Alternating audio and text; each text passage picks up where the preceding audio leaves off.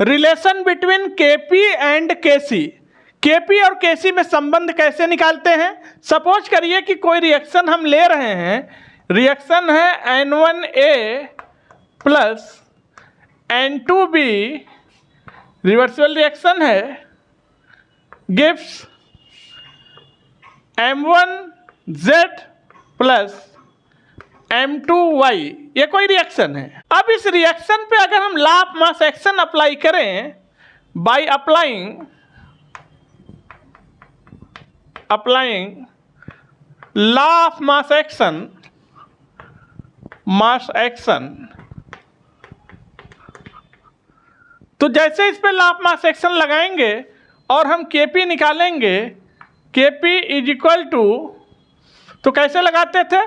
Product का पहले, फिर रिएक्टेंट, यानी पार्शियल प्रेशर ऑफ Z की power M1 and into partial pressure of Y की power M2 upon reactant partial pressure of A की power N1 into partial pressure of B की power N2।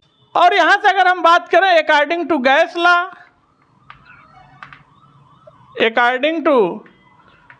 Law, तो ideal gas equation क्या होता है बच्चों? PV is equal to nRT, ठीक। तो यहाँ से अगर हम P निकाल लें, pressure is equal to N/V RT, और ये N/V क्या है? ये कंसंट्रेशन है। ये क्या है? कंसंट्रेशन। इसे हम C से रिप्रेजेंट कर दें, यानी pressure is equal to CRT। देखिएगा, तो यहाँ से हमें मिल गया pressure is equal to CRT। C क्या है? कंसंट्रेशन, R क्या है? गैस कांस्टेंट, T क्या है? Temperature in kelvin. अब क्या ध्यान रखिएगा, अब यहाँ पर प्रेशर की जगह पर हम CRT पुट कर सकते हैं जहाँ जहाँ प्रेशर है। तो देखिएगा, तो अब हमें KP का फॉर्मूला मिल गया, KP इज इक्वल टू, तो जहाँ जहाँ पर प्रेशर वहाँ CRT पुटअप कर सकते हैं, हम कर दीजिए। तो हमें KP मिल जाएगा, KP is equal to CZRT की पावर M1 इंटू तो है, ये लगाना क्या है, CYRT की पावर M2 अपान CART की पावर N1 इंटू CBRT की पावर N2। अब देखिएगा, चूंकि RT सब में आ रहा, तो RT को कॉमन ले लेते हैं, बाहर निकाल देते हैं, तो ये हो गया। तो यहाँ से RT को बाहर कर देते हैं, चूंकि RT सब में है तो कॉमन ले लेंगे, तो ये हो गया CZ की पावर M1 एंड CY की पावर M2 अपॉन CA की पावर N1 CB की पावर N2 इंटू RT, और RT की power M1 plus M2 minus N1 plus N2, gas के मोल हैं। और जो आप इतनी वैल्यू देख रहे हैं, इतनी वैल्यू ही किसके बराबर है? KC के बराबर। इधर ले लेते हैं, इधर जगह है, यानी CZ की पावर M1 इंटू CY की पावर M2 अपान CA की पावर N1 CB की power M2 is equal to KC। ये इतना KC के बराबर है। तो अब हम आप बात बोल सकते हैं, और ये था KP, तो हम ये बात कह सकते हैं KP इज इक्वल टू, इतने को हम KC पुट कर दे रहे हैं, KC, और ज़्यादा क्या था? RT, और RT की पावर क्या था? M1 plus M2 minus N1 plus N2, तो इसको कोई एक टर्म दे देते हैं, इतना डेल्टा एन बना लेते हैं। Kp इक्वल टू Kc, तो ये आ गया Kp equal to Kc RT की पावर डेल्टा एन, रिलेशन बन के आ गया। Kp equal to Kc RT की power delta n, delta n क्या है? मोल ऑफ गैस के product minus moles of reactant के प्रोडक्ट, यानी गैसोस मोल के प्रोडक्ट। डेल्टा एन क्या है?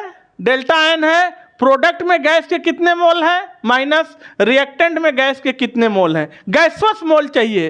तो आपका रिलेशन बन के आ गया Kp equal to Kc RT की पावर डेल्टा एन।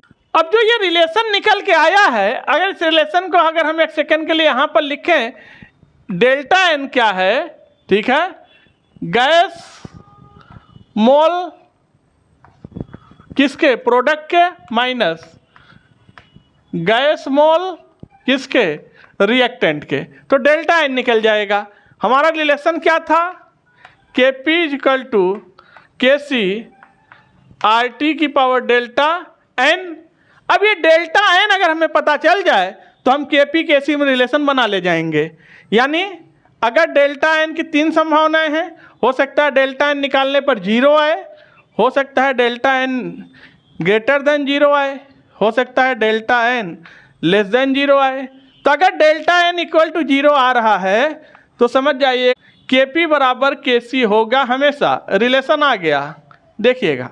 लेकिन अगर डेल्टा एन ग्रेटर देन 0 है यानी पॉजिटिव में है तो Kp is greater than Kc होगा, ये रिलेशन भी आ गया।